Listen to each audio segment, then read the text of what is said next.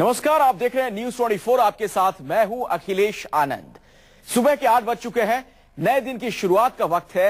ऐसे में हम आपके लिए समेट लाए हैं सारी खबरें एक ही बुलेटिन में। देखिए फटाफट अंदाज में सारी खबरें ट्रेंडिंग न्यूज एट न्यूज 24।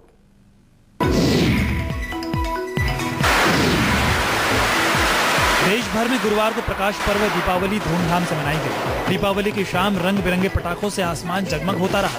लोगों ने घरों में रोशनी करने के लिए दिए, मोमबत्ती और लाइट्स लगाई। लोगों ने आपस में मिठाइयां और उपहार बांटकर एक दूसरे को दिवाली की शुभकामनाएं दी। शाम के वक्त लक्ष्मी गणेश की पूजा की। बच्चों और युवाओं ने दिवाली के दिन जमकर आतिशबाजी भी की।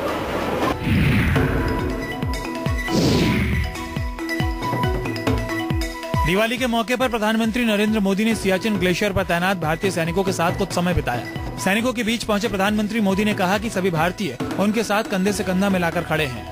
प्रधानमंत्री ने सैनिकों से कहा कि वो उनके परिवार वालों के प्रतिनिधि बनकर उनके बीच पहुंचे हैं।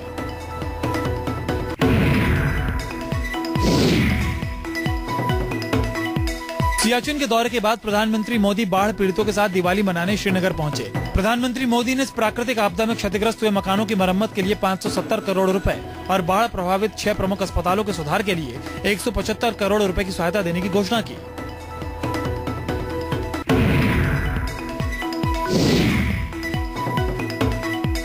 प्रधानमंत्री नरेंद्र मोदी के कश्मीर दौरे पर दिवाली के दिन भी पाकिस्तान ने सीज फायर का उल्लंघन किया। पाकिस्तानी फौज ने कठुआ, सांबा और जम्मू में कई जगहों पर गोलीबारी की। कुपवाड़ा में पाकिस्तानी सेना ने भारी फायरिंग की। पाकिस्तान की ओर से एलओसी पर लगातार सीज फायर तोड़ने के कारण इस बार बीएसएफ ने दिवाली के मौके पर पाकिस्तानी रेंजर्स को मिठाइयां नहीं भेंट की हैं।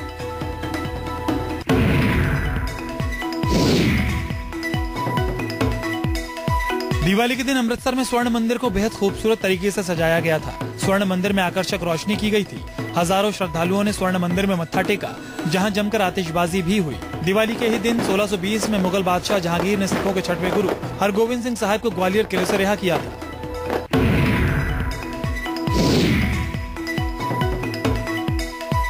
दिवाली के दिन कोलकाता में काली पूजा हुई। पश्चिम बंगाल की मुख्यमंत्री ममता बनर्जी ने अपने घर पर मां काली की पूजा की। इस मौके पर ममता कैबिनेट के कई मंत्रियों समेत कई जाने माने लोग भी मौजूद थे।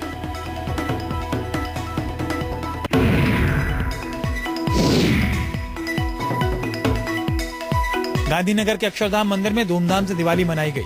दिवाली के दिन मंदिर को खास तौर पर सजाया गया था। पूरा मंदिर रंग बिरंगी रोशनी से जगमगा रहा था। दिवाली के दिन हजारों लोगों ने अक्षरधाम मंदिर पहुंचकर पूजा अर्चना की।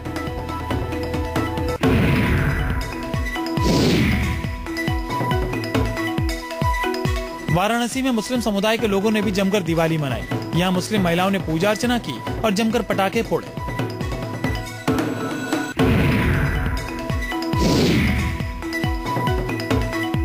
बिहार के बोध गया में बौद्ध धर्मगुरुओं ने दिवाली मनाई। यहाँ बौद्ध मठों को दिवाली के मौके पर खास तौर से सजाया गया था।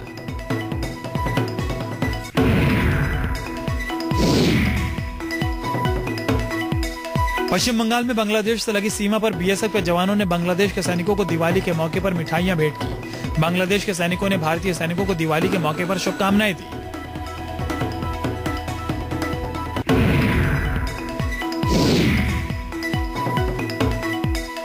नोबेल शांति पुरस्कार से सम्मानित कैलाश सत्यार्थी ने जयपुर के बाल आश्रम में बच्चों के साथ दिवाली मनाई।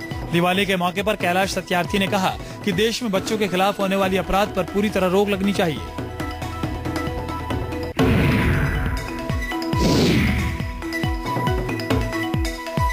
विदेश में रहने वाले हिंदुओं ने भी धूमधाम से दिवाली मनाई। बांग्लादेश के ढाका में दिवाली की धूम दिखी। यहाँ रहने वाले हिंदुओं ने पारंपरिक तरीके से दिवाली मनाई।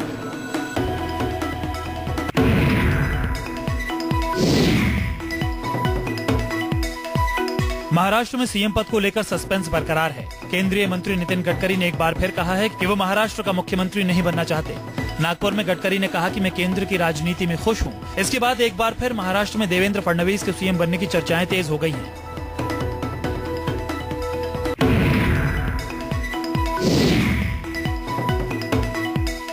उत्तर प्रदेश के बुलंदशहर में बीजेपी नेता राजकुमार की दीपावली की रात हत्या कर दी गई। राजकुमार दीपावली की रात को घर आए कर्मचारियों को मिठाइयां बांट रहे थे। तभी 2 बाइक पर सवार होकर 4 बदमाश मौके पर पहुंचे। हथियारों से लैस इन बदमाशों ने ताबड़तोड़ गोलियां बरसानी शुरू कर दी। फायरिंग में राजकुमार ने मौके पर ही दम तोड़ दिया। वारदात के बाद बुलंदशहर में सनसनी है।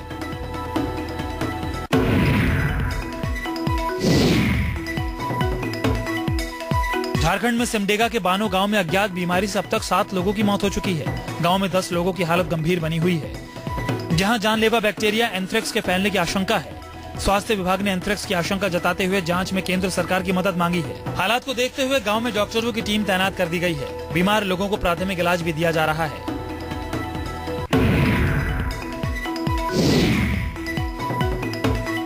गाजियाबाद में दिवाली के मौके पर भयंकर आग लग गई।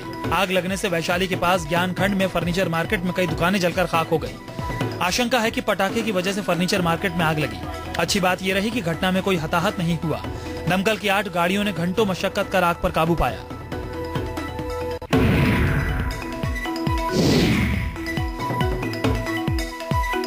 मध्य प्रदेश के छतरपुर में गरीबी से परेशान एक महिला ने आग लगाकर आत्महत्या कर ली। गंभीर रूप से झुलसी इस महिला को इलाज के लिए अस्पताल ले जाया गया, लेकिन इलाज के दौरान उसकी मौत हो गई। 35 साल की मीना विश्वकर्मा घटना के वक्त घर पर अकेली थी।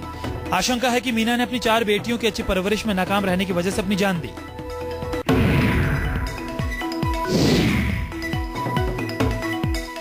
मुंबई पुलिस ने पुणे से 3 बदमाशों को गिरफ्तार कर हत्या की साजिश का खुलासा किया है। ये बदमाश पुणे से बीजेपी विधायक कृष्णा राव के मामा की हत्या करने के फिराक में थे।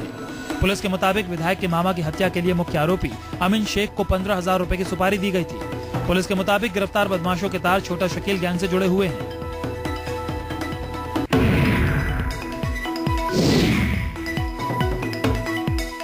कश्मीर के कुपवाड़ा में सुरक्षा बलों ने जंगल में छापेमारी कर आतंकियों के छुपने के ठिकाने को तबाह कर दिया। सर्च ऑपरेशन में आतंकियों के ठिकाने से सुरक्षा बलों को भारी मात्रा में गोला बारूद भी मिला। सुरक्षा बलों को मुखबिर से इस ठिकाने की जानकारी मिली थी।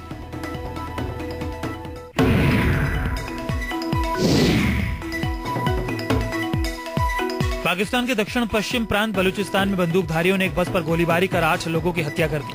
क्वेटा में एक बाजार के पास हुए हमले में मारे गए अधिकतर लोग शिया हजारा समुदाय के थे।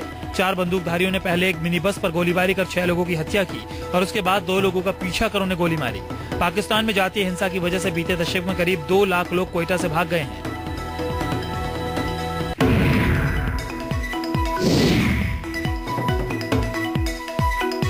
संसद में हुई गोलीबारी के बाद कनाडा के प्रधानमंत्री स्टीफन हार्पर ने कहा है कि उनका देश और अधिक निडरता से आतंकवादी संगठनों के खिलाफ लड़ाई को आगे बढ़ाएगा। टेलीविजन पर राष्ट्र को संबोधित करते हुए स्टीफन हार्पर ने कहा कि कनाडा कभी भी नहीं हारेगा और न ही डरेगा। बुधवार को कनाडा की संसद के भीतर और बाहर गोलीबारी हुई थी। इस घटना में एक सैनिक और एक हमलावर मारा गया था।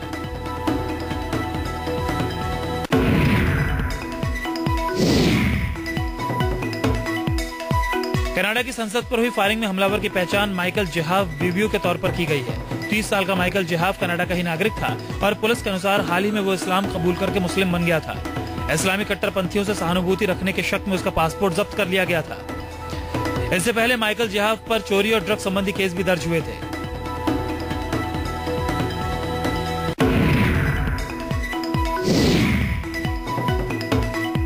इराक के बगदाद में सद्र सिटी में बम धमाके में 14 लोगों की मौत हो गई और 27 लोग घायल हो गए। सद्र सिटी शिया बहुल इलाका है। यहाँ बम धमाके में भारी तबाही हुई। 27 घायलों में कई लोगों की हालत बेहद गंभीर है। उन्हें इलाज के लिए स्थानीय अस्पताल में भर्ती कराया गया है।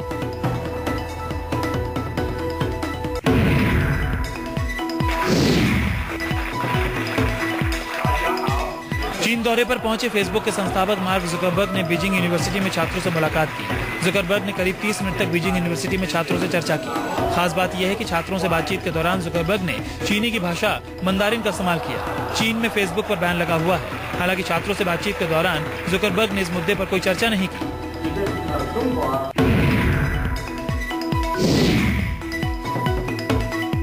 मुंबई शेयर बाजार और नेशनल स्टॉक एक्सचेंज आज बंद रहेंगे। फॉरेन एक्सचेंज और करेंसी मार्केट भी आज बंद है। शनिवार और रविवार को बाजार बंद रहेगा। बाजार अब अगले हफ्ते सोमवार यानी 27 अक्टूबर को नियमित कारोबार के लिए खुलेगा।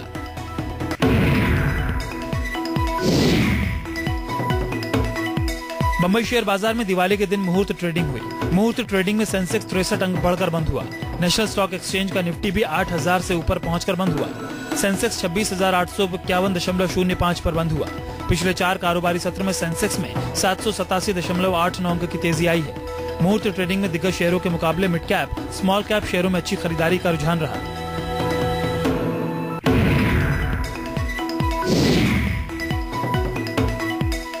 दिवाली के मौके पर फिएट क्राइसलर ने अपनी नई कार वेंचुरा का ग्लोबल लॉन्च भारतीय बाजार में किया। फिएट का दावा है कि ये कार भारत की पहली कंटेम्पररी अर्बन व्हीकल यानी CUV है। एवेंचुरा की कीमत 5,99,000 रुपए से लेकर 8,17,000 रुपए तक है। फोर्ड की इको स्पोर्ट्स की तरह दिखने वाली एवेंचुरा का सीधा मुकाबला फॉक्सवैगन की क्रॉस पोलो और टोयोटा के टियोस क्रॉस से माना जा रहा है। और यहाँ वक्त हो कहानी दुनिया की सबसे बड़ी चोरी की है। शाहरुख खान की फिल्म हैप्पी न्यू ईयर आज रिलीज हो रही है। फिल्म में शाहरुख के साथ दीपिका पादुकोण, अभिषेक बच्चन, बोमन ईरानी, सोनू सूद और विवान शाह भी हैं। फिल्म को लेकर शाहरुख खान के फैंस में बेहद उत्साह है। शाहरुख के प्रशंसकों को उम्मीद है कि हैप्पी न्यू ईयर इस साल की सबसे बड़ी हिट फिल्म साबित होगी।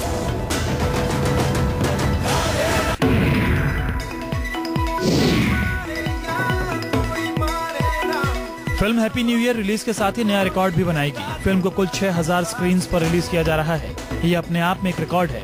फिल्म देश में 5,000 स्क्रीन पर रिलीज हो रही है, जबकि विदेश में फिल्म को 1,000 स्क्रीन पर रिलीज किया जा रहा है।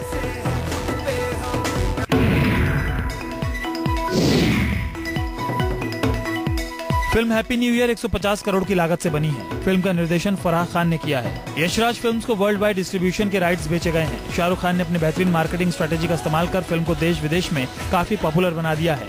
हैप्पी न्यू ईयर के गाने भी काफी पॉपुलर हुए हैं। फिल्म डांस पर बेस्ड है।